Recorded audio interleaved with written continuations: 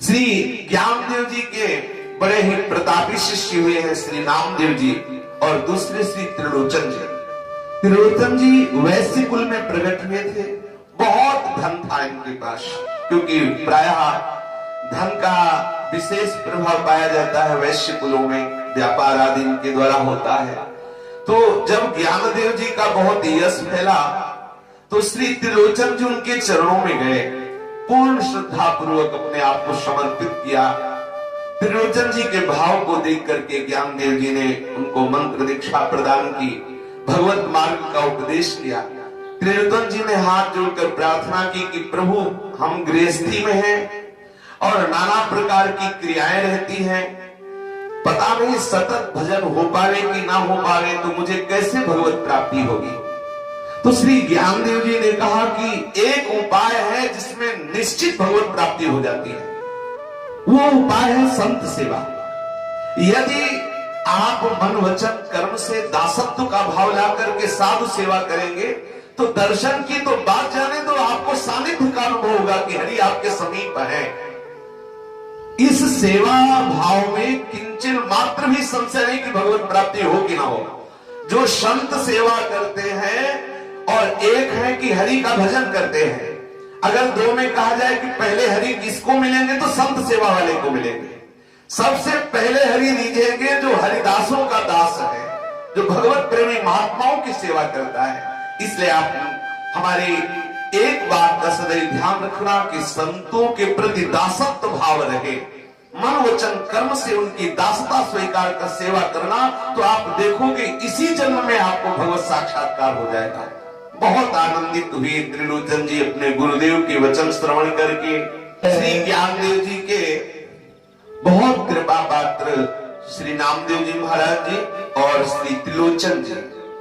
जब श्री त्रिलोचन जी को ज्ञानदेव जी ने यह आदेश किया कि संत सेवा ऐसा सर्वश्रेष्ठ साधन है कि निश्चित इसी से हरि का साक्षात्कार हो जाता है। जो संत सेवा करता है उसमें ऐसी दैन्यता होती है कि अपराध बनने की कोई संभावना नहीं। जो संत सेवा करता है हरि रीझ जाते हैं, बहुत कृपा करते हैं हरि।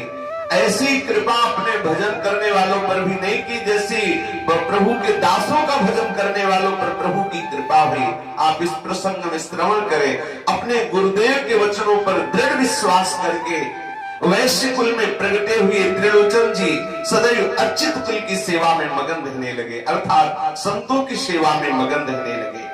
श्री त्रिलोचन जी का और नामदेव जी का यश ऐसा प्रकट हुआ जैसे सूर्य अपना प्रकाश करता है, चंद्र अपना प्रकाश करता है, ऐसे भक्ति क्षेत्र में सूर्य चंद्र की तरह श्री नामदेव जी और श्री त्रिलोचन जी का प्रभाव हुआ, जिस प्रभाव से बहुत से अविद्या ग्रसित जीव मुक्त होकर प्रभु के चरणारविंद के दासत्व को प्राप्त किए। भक्तवर श्री त्रिलोचन जी हृदय में विचार करते कि मैं जितने संत जन आते हैं खूब भाव से सेवा करूं, पर केवल उनकी पत्नी ही थी, परिवार में और कोई था नहीं, वो और उनकी पत्नी। अब दोनों मिलकर सेवा करते, पर उनके मन में था कि यदि कोई एक और हमें सहयोग देने वाला टहलुआ मिल जाए, कोई नौकर मिल जाए, तो हम बहुत सुंदर ढंग से ठाकुर जी के इन प्रेमियों की सेवा करें। हमें और भी कार्य रहते हैं, हम बाहर के कार्य करें और वो और हमारी पत्नी मिलकर के घर में जितने संत जन आते हैं इनकी खूब रुचि पूर्वक सेवा हो। मन में एक आस रहती कि गुरुदेव ने कहा है कि हरिदासों की सम्यक सेवा होनी चाहिए, तो अभी सेवा में थोड़ी कसर है, यदि हमें एक सहयोगी मिल जाए तो बहुत बढ़िया बात बन जाए।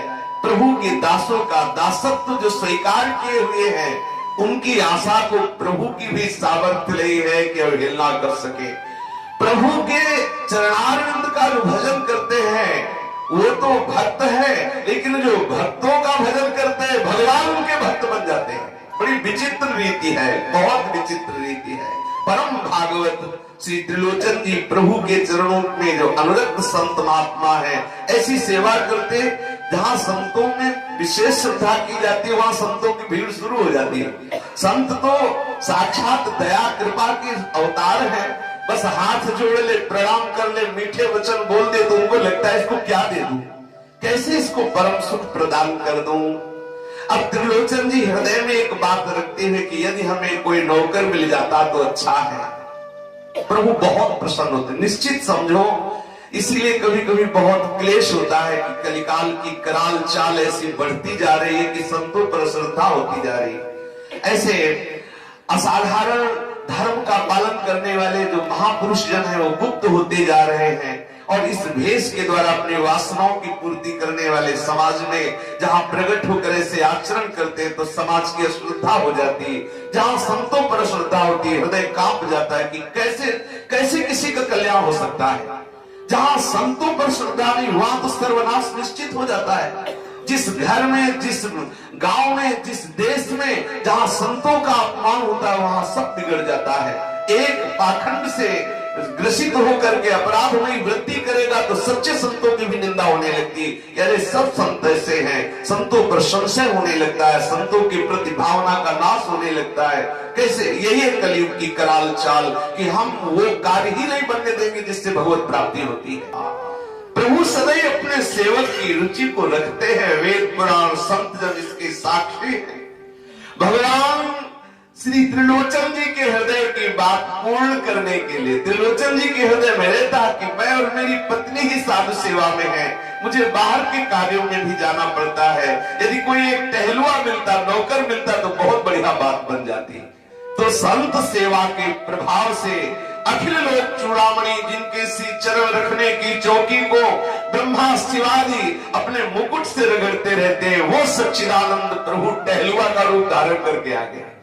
दरवाजे से जे ही त्रिलोचन जी निकले तो देखा अब ये चाहे जितना छुपे, आग को कितना छुपाओगे, चाहे जितना छुपाओ उसका प्रभाव तो बता ही देगा कि ये कोई आग है, आकर्षण बता देता है।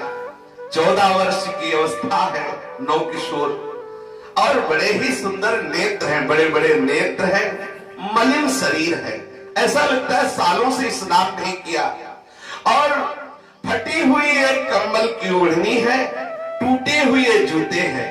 सामने से दरवाजे के आकर धीरे से निकल रहे हैं, ऐसा नहीं कि दरवाजे पे खड़े हो, धीरे से निकल। त्रिलोचन जी ने देखा तो आंख में आंख देखते ही लगा कोई अपना है।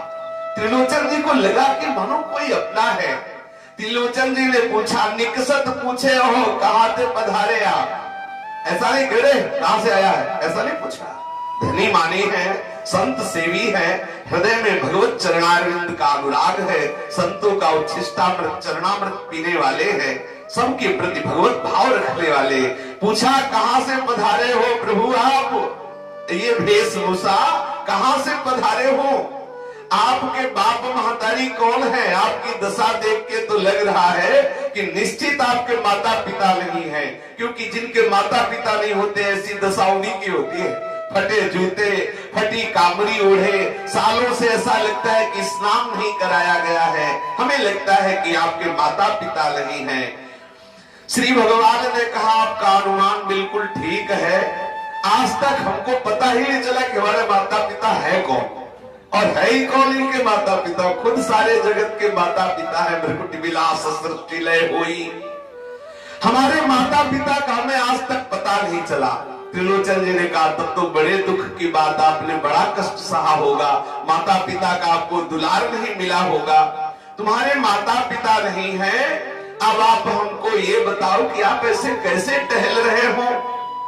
बोले हम तो नौकरी की तलाश में हैं, हम तो नौकर हैं, अगर कोई हमें नौकरी दे दे तो हमारी बात बन जाए। त्रिलोचन जी ने कहा अच्छा, मन में प्रसन्न हुई कि हमको भी तो नौकर की जरूरत है, और ये बड़ा रसिया नौकर लगता है, मंद मंद मुस्कुरा रहे, हमें लगता है इससे हमारी बात जम जाएगी। उन्होंने कहा तुम भेंट क्या लेते हो? बोले भेंट तो कुछ नहीं लेते, बस हमारा स्वभाव मिल जाए तो हम नौकरी कर लेते हैं, स्वभाव मिल जाए। त्रिलोचन जी ने कहा भाई अनमिल बात कौन सी ऐसी बात है जो आपकी नहीं मिलती स्वभाव में? बोले हमारे और हमारे मालिक का यदि स्वभाव मिल जाए तो हम नौकरी कर सकते हैं। कौन सी बात है जो आपका आपके मालिक से बनता नहीं है? बोले एक बात है कि हम 5-7 सेर रोज भोजन पाते हैं।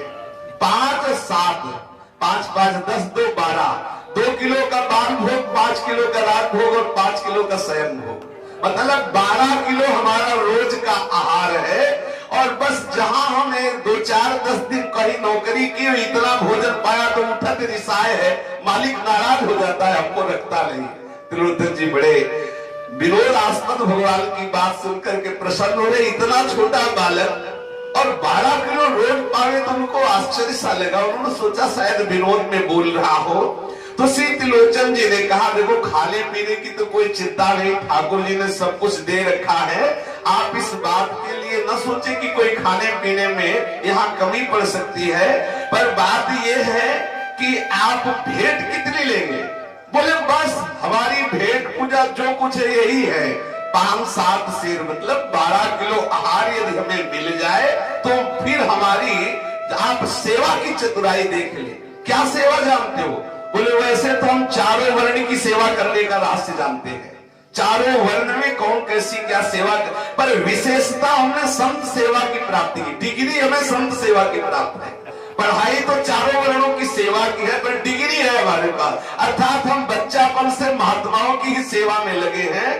और एक खास बात है कि हम जहां सेवा करते हैं वहां दूसरे की जरूरत नहीं है, सब सारी सेवा हम अकेले कर लेते हैं, बढ़िया बढ़िया व्यंजन बना लेते हैं, सब कुछ हम जानते हैं, बस केवल एक निर्वाह कर लिया जाए कि देखो भगत जी, जो हमारा भोजन होगा वो केवल भक्ताई नहीं बनाएगी, आपकी पत्नी स्वयं पीसेंगी, स्वयं दाल चावल फुल्का सब बनाएंगी, हमें रोज पवाएंगी।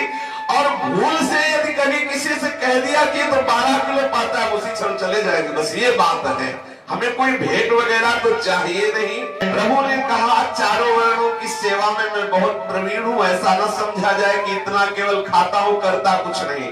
और संत सेवा में तो हमने वर्षों बिताए हैं, बच्चापन से साधु सेवा की है, आपको कभी शिकायत नहीं मिल सकती। और जहां हम सेवा करते हैं वहां दूसरे की सेवा, बस आप इतना कर लीजिए कि भक्ताएं ही हमें पवाएंगी और वो कभी किसी से कहेंगे नहीं। प्रभु विचार कर रहे हैं कि त्रिलोचन जी की पत्नी ने बहुत साधु सेवा की, उसके हाथ बहुत पवित्र हो गए, बड़ा रस है उसके हाथ में, अगर वो रसोई बना के पवाएगी तो हमें बहुत स्वाद आएगा। और प्रभु कोई न कोई एक ऐसी शर्त रख देते जिससे उनको निकल जाने का चांस बन जाता है। प्रभु ने कहा वो किसी से कहे नहीं। बड़े प्रसन्न हुए त्रिलोचन जी, बड़ा मन लग रहा है बात करने में, बड़ा प्यार उदय हो रहा है। प्रभु से कहा कि अब हमारे यहाँ आप रहो, चिंता मत करो, आपको भरपेट प्रसाद पाओ, पर हम आपको किस नाम से जानेंगे, आपको पुकारेंगे किससे? बोले हमारा नाम संतों ने अंतर्यामी रखा है। जब हम संत सेवा में रहते थे तो जिन संतों के मन में जो आता वो हम उनको बना के पवाते थे, तो इसीलिए हमारा नाम अंतर्यामी। बोले नाम भी बहुत बढ़िया है, तुम बात भी बहुत बढ़िया कर लेते हो और तुम्हारा नाम भी बहुत बढ़िया है। और हृदय से लगाया, भगवान जो टहलुआ के रूप में है, घर ले गए, चौकी में बैठाला, बड़ा प्यार उदय हो रहा है। मलमल करके सुंदर स्नान कराया, नए वस्त्र धारण कराए, नई जूती उनको दी और अपनी पत्नी से कहा कि देखो खूब प्यार से इनकी सेवा करना, इनकी सेवा में कमी ना होने पावे, क्योंकि ये संत सेवा करेंगे जिनके द्वारा हमारी चाहत वस्तु अर्थात संत सेवा की पूर्ति हो रही है। हमें ये ध्यान रखना है कि इनको तनिक कष्ट ना होने पावे। तुम्हारी आज से सेवा है, अंतर्यामी को रिझा लो, अर्थात किंचन मात्र इसको कष्ट ना होने पावे और अंतर्यामी संत सेवा में रहेंगे। त्रिलोचन जी ने अपने स्त्री से कहा कि देखो ये अंतर्यामी है ना, इसकी तुम्हें दासी होकर रहना है, इसे भोजन देते समय कभी ऐसी खिन्नता मत लाना कि बहुत ज्यादा पाता है। देखो इसकी शर्त को याद रखना, इसने कहा है अगर कहीं भी ये बात कह दी तो चला जाएगा, सावधान रहना, कभी मालिकाना रोब मत दिखाना कि ये नौकर है। संतों की जो सेवा करता है वो हमारे लिए बहुत पूजनीय है। साधु की सेवा करने वाला तो परम साधु होता है। हरिराम व्यास जी ने भी कहा है कि हरि सेवा से बढ़कर हरिदासों की सेवा का महत्व है। जो भी प्रसाद पावे बहुत प्यार से इनको पवाना। अब श्री ठाकुर जी के चरणारविंद की प्रियता उनके हृदय में है ही, तो वो कहते हैं पत्नी से देखो कितना सौभाग्य बना, अब सेवा कार्य ये संभालेंगे और हम तुम सब मिलकर संतों के समीप बैठ करके प्रभु के गुणों का गायन करेंगे। प्रभु के गुणों का श्रवण करेंगे। अब हमारी भगवान ने सुन ली, संत सेवा में कोई त्रुटि नहीं होगी, खूब भगवत चर्चा सुनने को मिलेगी। श्री त्रिलोचन जी के यहाँ वैसी सेवा होने लगी कि साधु महात्माओं की भीड़ इकट्ठा होने लगी। मानो किसी के मन में है कि यार पुआ का भोग लगता तो बढ़िया, तो ठाकुर जी बिना उनके कहे पहले ही वो भोग लगाकर उनको देते, बड़ा सुख मिलने लगा। संतों की भीड़ इकट्ठा होने लगी और संत जन आगे से आगे जो सेवा हो रही है उसको प्राप्त करके त्रिलोचन जी से कहते, भाई त्रिलोचन, ये जो अंतर्यामी है ऐसा सेवक तुम्हें कभी नहीं मिलेगा। हम सब संतों के मन की बात जान करके सेवा कर रहा है, जितना सुख हमको इसकी सेवा से मिल रहा है इतना भजन में सुख नहीं मिला। संत जन त्रिलोचन जी से कहते, और संतों को अंदर से पता नहीं कि जिनका भजन करते वही सेवा करते हैं। और प्रभु बड़े लीला विहारी, जहां संत भगवान शयन करते, जाकर सब संतों के चरण दबाते, धीरे धीरे चरण दबाते और उनसे चर्चा करते, महाराज कोई भगवत प्रसंग सुनाओ। संत जन सुनाने लगते, जहां कहीं चूक हो जाती तो कहते कि संत भगवान से अंतर्यामी जी कहते कि मैंने पहले संतों से सुना है, ऐसी कथा है क्या? ऐसी ही है। संत कहते हाँ हाँ ऐसी है भाई अंतर्यामी, तुम तो बहुत पुराने श्रोता लगते हो। तो भगवत चर्चा के पुराने श्रोता श्री हरि ही है। जहां कहीं भगवत या भागवत चर्चा होती है सबसे प्रथम श्रेष्ठ श्रोता श्री हरि ही है। अंतर्यामी संतों को बहुत लाल लड़ाते, अंतर्यामी जो ठहरे सबके मन की जान लेते। जैसे किसी संत के मन में आता कि आज अगर रबड़ी का भोग लगता तो बढ़िया, तो अंतर्यामी जी समीप जाते बोले महाराज जी आज हमारे मन में आ रहा रबड़ी का भोग लगाओ। संत ने कहा हाँ हाँ आज रबड़ी का भोग लगाओ। संत बड़े प्रसन्न होते और भगवान संत रबड़ी ले जाकर के संतों को पवाते। त्रिलोचन जी को बुलाकर संत जन कहते कि हमारे हृदय में जो सुख पहुंच रहा है हम तुम्हें कैसे बताएं। त्रिलोचन जी आप बड़े भाग्यशाली हैं जो आपको ऐसा सेवक प्राप्त हुआ। प्रभु सब संतों की अचला लंगोटी कॉपी कमंडले सब व्यवस्था सब धोके फैला, देखो कैसे कृपालु। प्रभु को ये जो चाव उठाना ये केवल अपने दासों को सुख पहुंचाने के लिए कि संत सेवा में क्या सुख है ये प्रभु स्वयं रसा स्वादन करना जानते हैं, इसीलिए ऐसा कर रहे हैं। नहीं तो किसी एक पार्षद को भेज देते, अनंत सामर्थ्यशाली भगवान के पार्षद किसी एक पार्षद को कह देते जाओ त्रिलोचन जी के यहाँ, समस्त सिद्धियां हाथ जोड़े पार्षदों के सामने खड़ी रहती, सब कुछ करने में समर्थ है। लेकिन देखो पार्षद नहीं स्वयं सरकार त्रिलोचन जी को सुख पहुंचाने के लिए और भक्तों को सुख किसी की लंगोटी धो के फैला देते, अचला धो के फैला देते, चरण दावते हैं, मन के अनुकूल सुंदर भोजन पवाते हैं। संत भगवंत में खूब प्रीति का विस्तार हो रहा है, सुंदर नाम कीर्तन हो रहा, सुंदर भगवत चर्चा हो रही है। सब संतों को अंतर्यामी लाल लड़ा रहे हो, अंतर्यामी को संत जन लाल लड़ा रहे। संत जन बड़ा दुलार करते हैं, हृदय से लगाते तो बड़ा सुख मिलता है। सब संतों को जो कुछ दिनों के लिए आते थे अब तो वही सब पड़ाव कर गए, जो आता जाने का नाम ही न लेता। चक पाने को मिल रहा है, जो भजन ध्यान से सुख नहीं मिलता वो अंतर्यामी की सेवा से सुख मिल रहा है, कौन जाएगा।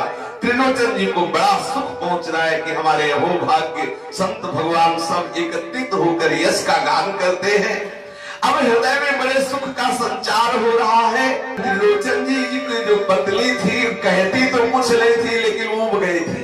क्या अब 12 किलो रोज कूटना पीसना बनाना बना के पवाना, और पवाते समय किनका भी नहीं बचना।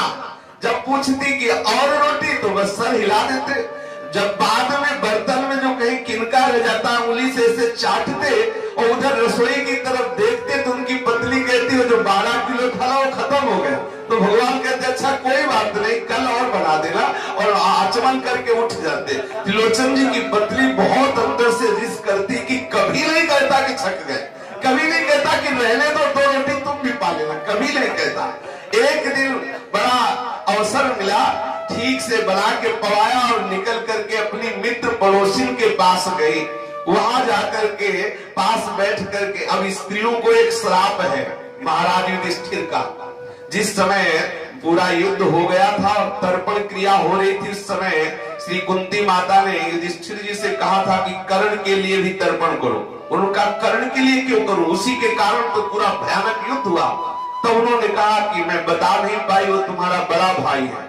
बहुत कष्ट हुआ युधिष्ठिर को कि अगर तुम ये बात हमें पहले बता देती तो इतना नरसंहार ना होता, क्योंकि दुर्योधन पूर्ण समर्पित था कर्ण के लिए और कर्ण मेरा बड़ा भाई था, हम दोनों राजी हो जाते, उसे राजा बना देते तो युद्ध होता ही नहीं। बहुत अंदर कष्ट हुआ युधिष्ठिर को और उन्होंने श्राप दिया कि आज के बाद मैं श्राप देता हूं कि कोई भी स्त्री गुप्त बात अपने मन में छुपा नहीं पाएगी, चाहे दीवान से बताए, बताना जरूर पड़ेगा। ये महाराज युधिष्ठिर का श्राप है।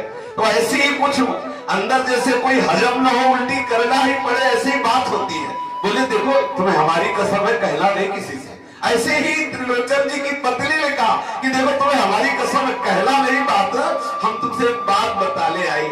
उन्होंने कहा बहुत दुबली पतली हो गई। बोले 12 किलो रोज गेहूं तैयार करके और रोज 12 किलो आटा पीसना पड़ता है, ढेर सारी सब्जी हलवा पूड़ी सब क्या क्या बनाना पड़ता है। बोले क्यों, क्या हो गया? बोले टहलुआ निवाला है ना, वो अंतर्यामी उसका नाम है। कभी हमने आज तक नहीं सुना कि वो ये कह दे कि बस करो थक गए। पता नहीं कि तो बड़ा पेट है, अर्थात बड़ा भूखा है, कितना भी खवाओ कभी तृप्ति का अनुभव नहीं करता। एकदम ध्यान बात आई कि त्रिलोचन जी ने कहा था अगर किसी से बता दोगी तो चला जाएगा। तो उनका देखो तुम्हारे हाथ जोड़ती, तुम्हें हमारी कसम है, बताना नहीं किसी से। लेकिन ये क्या पता कि वो अंतर्यामी, वो तो सब सुन ही रहा है। बस ये कह के अपने घर में आई, तो जो ही घर में आई तो देखा कि अंतर्यामी नहीं है। शक हो गया उनको कि हमने जो बता दिया अपने मित्र सखी से, हमें लगता है अंतर्यामी को पता लग गया। त्रिलोचन जी अंतर्यामी कहाँ हो? अब वो ढूंढ रहे हैं घर में। जब कई घरों में ढूंढा, वहां देखा, आज तक ऐसा नहीं हुआ था कि अंतर्यामी साधु सेवा छोड़कर कहीं जाए। पत्नी से कहा क्यों नहीं, बता तो, सच्ची बता, कहीं किसी से बता तो नहीं दिया? डरते हुए उन्होंने कहा कि हमने बता दिया, अपनी एक सखी है, मित्र है, पड़ोसन, उससे बता दिया है। ओहो, वो बहुत अंदर दुखी हुए, जैसे जल से मछली को अलग कर दो ऐसे वो तड़पने लगे। हाय, अंतर्यामी के बिना मैं जी नहीं सकता। अंतर्यामी जैसा सर्वज्ञ सेवक, संत जितने भी है सब उसकी प्रशंसा करते थे, कहां मुझे ऐसा सेवक मिलेगा। घर घर पूछते डोल रहे, हमारे अंतर्यामी को देखा है क्या? कभी एकदम जोर से रो पड़ते, अंतर्यामी तुम कहां हो, पुकारते। अब न खाना न पीना, हृदय में बड़ा अंदर क्लेश। अंतर्यामी तुम कहां हो, एक बार क्षमा कर दो, दोबारा ऐसी गलती नहीं होगी। हे अंतर्यामी आप कहां चले गए? पत्नी को बार बार कहते, अरे अभागिनी तूने क्यों ऐसा बोल दिया? इतना संत सेवा करने वाले, सबको सुख पहुंचाने वाले, उनके प्रति तूने कैसा अपराध कर दिया? वे रिस करके चले गए। हाय, एक एक घड़ी कलम के समान उनके बिना बीत रही है। मेरा शरीर भी जल नहीं जा रहा, मेरे प्राण क्यों नहीं निकल जा रहे उनके वियोग में? हमारे लिए अब 10 दिशाएं तापकारी हो गई। हाय हाय, हमारा हृदय कर रहा है, कैसे मिलेंगे मुझे अंतर्यामी? रात दिन वो हाथ जोड़े खड़े रहते, क्या क्या है, और तत्काल वो सब सेवा कर देते। ऐसा कहां मिलेगा कोई? दीन जान करके, परम प्रेमी जान करके आकाशवाणी होती। प्रभु ने त्रिलोचन जी को अपनी दिव्य वाणी के द्वारा संबोधन किया। 3 दिन 3 रात बीत जाने पर दुखी त्रिलोचन जी को भगवत वाणी सुनाई दी। आकाशवाणी हुई कि देखो तुम खेद मत करो, वो अंतर्यामी नौकर और कोई नहीं, मैं स्वयं था। प्रभु ने कहा कि वो अंतर्यामी नौकर और कोई नहीं, मैं स्वयं था। मैं संत सेवा का सुख पाने के लिए और तुम्हारे हृदय की लालसा पूरी करने के लिए अंतर्यामी के रूप से तुम्हारे यहाँ सेवा कर रहा था। तुम ऐसा मत समझो कि मैं तुम्हारे घर से चला गया हूँ। जिस घर में संत सेवा होती मैं सदा वहां निवास करता हूँ। मैं तो अधीन तेरे घर में ही रहो लीन, मैं तुम्हारे ही घर में रह रहा हूँ, क्योंकि जहाँ संत चरणामृत उच्छिष्टामृत गिरता है, हरि उस घर को कभी नहीं छोड़ते हैं। मैं तुम्हारे समीप ही रह रहा हूँ, मैं तो तुम्हारे अधीन हूँ। तुम अब कहो तो मैं सदैव तुम्हारे यहाँ प्रकट रूप धारण करके सेवा में हूँ। तुम यदि आदेश करो तो मैं सदैव तुम्हारी सेवा में रहूं। ऐसी आकाशवाणी हुई। आकाशवाणी ने कहा तुम खाओ और पियो, आनंद पूर्वक रहो, मैं तुम्हारे घर में ही वास करता हूँ, मैं तो तुम्हारे अधीन हूँ। मैं ही स्वयं अंतर्यामी सेवक के रूप में तुम्हारे यहाँ रहा। अब आदेश करो तो मैं जो घर में लीन हूँ, मैं प्रकट होकर तुम्हारी सेवा में आ जाऊं। जब ही ये बात सुनी तो उनके हृदय में और दुख हुआ कि हाय, मैं कैसा अपराधी, धिक्कार है मुझको, मैंने अपने इष्ट को अपना दास बना लिया, मैं अपने स्वामी को अपना दास बनाकर घर में रखा, मैं उनका दास नहीं बन पाया, थोड़ी सी भी सेवा नहीं कर पाया। मेरे लिए कितने शर्म और उपहास की बात है। आज के बाद मैं भक्तों के सामने कैसे मुख दिखाऊंगा कि अपने प्रभु को मैं सेवक बना के, नौकर बना के घर में रखा, मैं मुख दिखाने योग्य नहीं रहा। लोग मुझे भक्त कहते हैं, पर कहो तो हमने कौन सी भक्ति की। अहो मेरी मूढ़ता तो देखो, मैं अपने स्वामी को जान न सका और हमारे समीप रह गए। अपने भक्तों से प्रेम करने की इनकी रीति को देखो कैसी गुप्त है। मेरे मन में भी ये बात नहीं आई कि मेरे स्वामी है। प्रभु ने मेरी तुच्छता की ओर जरा सा भी ध्यान नहीं दिया। उनकी भक्त वत्सलता की बात तो केवल उन्हीं से बन पड़ती है। उन्होंने मेरे नाम मात्र के गुणों पर रीझ गए और समस्त अवगुणों का समुद्र इस बात पर ध्यान ही नहीं दिया। प्रभु मेरे घर आए, इतने दिन रहे, मैं ऐसा मूढ़ उनको दुलार न कर सका, उनकी सेवा न कर सका, उनको जान न सका। हाय, एक बार वो आ जाए, बस वो एक बार आ जाए, मैं दौड़कर उनके पैरों में लिपट जाऊं। श्री त्रिलोचन जी आकांक्षा करते, एक बार प्रभु पुनः आ जाए, मैं दौड़कर उनके चरणों में लिपट जाऊं। इस प्रकार त्रिलोचन जी अंतर्यामी का ध्यान करते हुए रुदन करने लगे। प्रभु ऐसा कैसे हो सकता है कि कोई उनका भक्त ऐसा पुकारे और वो ना आए। मंद मंद मुस्कुराते हुए सरकार सामने प्रकट हो गए। त्रिलोचन जी दौड़कर प्रभु के चरणों में लिपट गए। प्रभु ने उनको हृदय से लगाया और कहा, देखो, इसी हमारे रूप का तुम सदैव ध्यान करना और अपना समय संत सेवा और सुमिरन में लगाना। तुम सदा सदा के लिए हमारे नित्य धाम में आ जाओगे।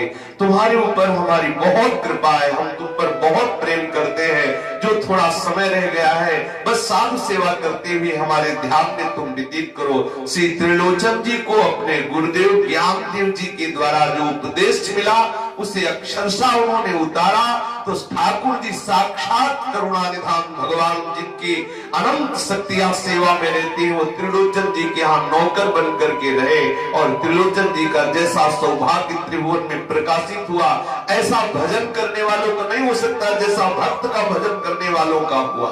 तो सदैव महापुरुषों के चरणों का आश्रय और उनके साथ ऐसा वर्ताव, ऐसी सेवा की वो द्रवित हो जाए और द्रवित होकर जो हमें आज्ञा करे, प्राणपण से उस आज्ञा का पालन करने से निश्चित भगवत प्रेम की प्राप्ति, निश्चित भगवत साक्षात्कार हो जाता है। शेष चर्चा आगे। श्री राधा वल्लभ लाल की जय।